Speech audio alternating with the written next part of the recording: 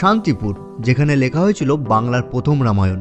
কথিত আছে শান্তামণি বা শান্তাপন মণির নাম অনুসারে এখানকার নামকরণ হয়েছে। আবার অনেকে বলেন যে এখানকার মনোরম পরিবেশে শান্তি উপভোগ করার জন্য এখানে মানুষ আসতেন, তাই নাম হয়েছে শান্তিপুর।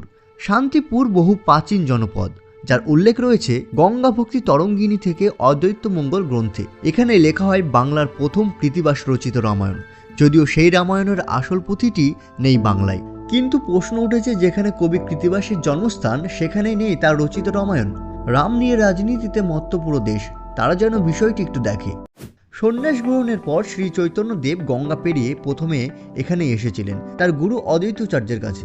শান্তিপুর হলো শাক্ত ও বৈষ্ণবের মিলন ক্ষেত্র।